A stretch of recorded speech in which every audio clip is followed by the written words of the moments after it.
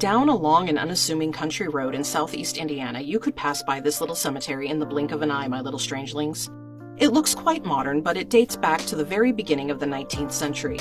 There used to be a church here. In fact, over time, there used to be 3. The first of which was built in 1800 and was basically little more than a log cabin construction. The second was built in 1860 and survived until 1896 when it was razed by a storm. The third's construction was finished barely a year from its predecessor and was completed in 1897 and stood for nearly 100 years, but the final church fell into disrepair and became so heavily vandalized that it was torn down and carted off in 1992. Now all that remains is a monument where the church once stood, as though the building needed a headstone of its own after its passing.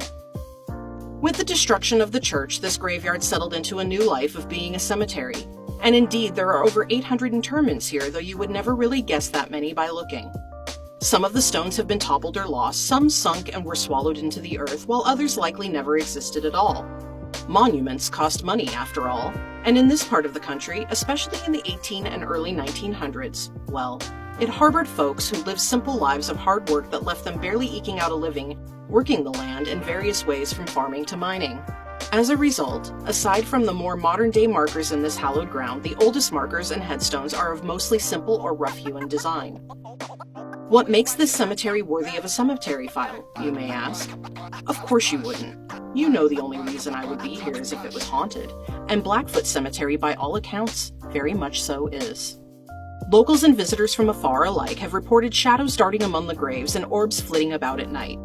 There have been tales of disembodied voices, screams, and footsteps that follow you throughout the headstones as you walk among the rows. There's even told that a witch is buried here, her grave set far apart from the rest, and though I looked, I couldn't tell you which grave could be hers. I went with a family friend early one sunny May morning, and it was just the 2 of us there.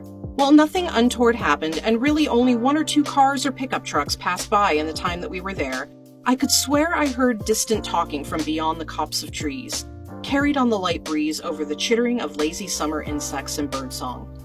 Overall, our visit to Blackfoot was uneventful, but nice nevertheless.